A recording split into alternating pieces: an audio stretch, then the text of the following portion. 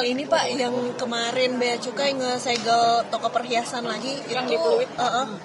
Kenapa? Update-nya Pak. Itu karena apa sih Pak, nggak bayar bea juga atau apa gimana Pak? Ya barangnya Spanyol lah. Spanyol apa? Separuh nyolong, separuh nyelundup lah. Artinya ada yang 100% nggak bayar bea cukai masuk, ada yang 50, ada yang 25, nanti dilihat sama orang bea cukai seperti apa Pak. Kedepannya berarti ada lagi yang total kerugiannya berapa Pak? Dan kedepannya apakah ada lagi yang akan disegel? Total kerugian belum saya dapat laporannya. Ke depan pasti akan kita lihat seperti apa. Jadi gini, kalau kata orang-orang itu, orang-orang lapangan, kita udah nyolong, habis itu jualnya depan kita, gagah-gagahan, kan saya seperti menghina pemerintah. Kalau udah nyolong jualnya gelap-gelap aja gitu biar nggak ketahuan. Jadi ya harusnya juga nggak boleh juga kan, kita akan kejar pokoknya. Jadi kita akan tetap secure domestic market dari barang-barang ilegal. Pak, yang under invoicing PNM itu Pak. jadi SMV Kemenq itu gimana Pak? What? PNM jadi SMV Kemenq sama BRI Jadi Pak diambil Pak PNM. yang diambil PNM. Iya. Sedang kita diskusikan. Sedang kita diskusikan tadi kan ada yang bilang tadi KUR 10% NPL-nya. Kok bisa sebesar itu? Manajemennya nggak betul apa enggak? Kan subsidinya kita yang bayar kan. Nanti Askrino Jamkrino juga kalau udah apa-apa kan ke kita juga saya rasanya sih ya, tapi nggak tahu kemarin di BUMN ya. Kayak kita lihat apakah ada cara menyalurkan KUR dengan lebih baik, karena kan kalau perusahaan yang profit oriented, yang public, itu kan cari untung sebesar-besarnya by design. Sedangkan KUR desainnya nggak untuk itu kan, untuk memberi pembiayaan semurah-murahnya kepada masyarakat atau bisnis yang membutuhkan, UMKM yang membutuhkan. Kita lihat bisa dirubah apa enggak. Kalau bisa ya kita rubah, kalau nggak bisa ya udah. Pak, UPK Freeport kan diperpanjang ya Pak. Itu tambahan proyeksi penerimaan negara berapa sih Pak? UPK Freeport yang kiriman bahan baku. Yang kemarin yang diperpanjang yang di Papua Tengah yang di Papua. tambahan Pak. Kan udah panjang, apanya yang diperpanjang? Izin ekspornya. Kontraknya sama di Kontraknya kan udah lama diperpanjang. tambahan saham pemerintah 12% itu Pak ke penerimaan negara. Anda mesti tanya ke SDM. Saya belum terima detailnya. Kalau proyeksi Kemenq ke penerimaan negara berapa? Dari mana? Dari sana? Penerimaan negara ke penerimaan Dari dari Freeport? investasi ke Freeport. Oh, saya nggak tahu. Harus naik, tapi kita nggak tahu angkanya, tanya berapa, apalagi berubah sahamnya saya nggak tahu. Kalau berubah saham kan pasti investnya mesti nambah juga. Tapi itu kan antara kan yang lewat Main ID kan.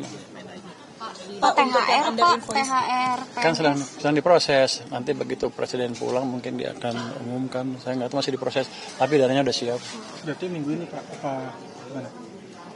Terserah presiden. Pak, yang under invoicing itu kan katanya bisa sampai ribuan triliun Pak. Itu nanti langkahnya dari Kemenq gimana untuk Siapa bilang ribuan triliun? ada Pak, misalnya katanya. Kan banyak Ekonom, kan. Besar, ekonom, tapi saya Pak, nggak. iya. Kalau mau abal-abal. Enggak gini. Kita punya data under invoicing, export itu cukup signifikan. Kalau dari 10 perusahaan yang kita tes, itu masing-masing 3 pengapalan kita tes yang besar ya. 3 pengapalan rata-rata ya. Itu sekitar 50% harga yang dilaporkan ke kita dibanding harga asli di pasar sana, pasar aslinya. Mereka menggunakan Singapura sebagai middleman, jual ke situ, harganya misalnya 10, sini ke sana 20, jadi bayar ke kita berapa? 10. Itu sudah clear, tinggal nanti kita follow up dari pajak dan bea cukai.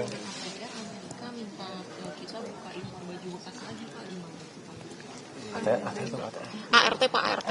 Yang itu Gua pikir tadi itu rumah tangga ya.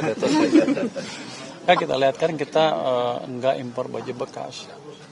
Kita impor baju baru. Kalau Amerika bisa produksi baju baru ya kita.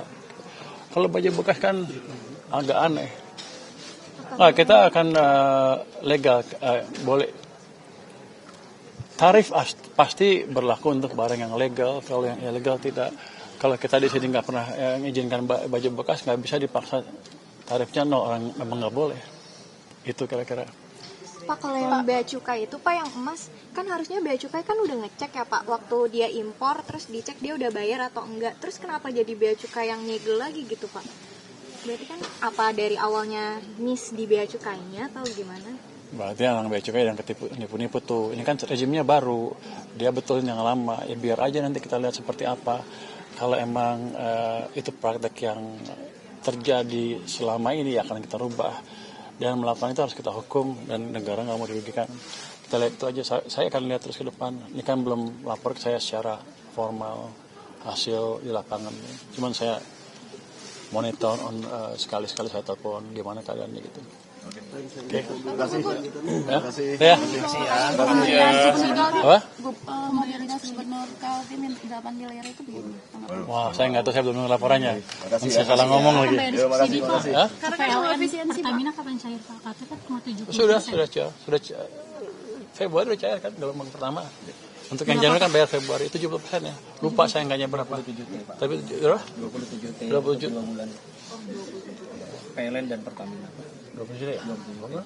Januari aja. Januari dan Februari.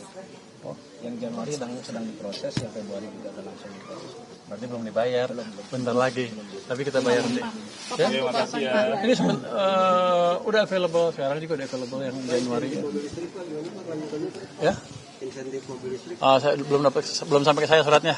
Terima kasih ya.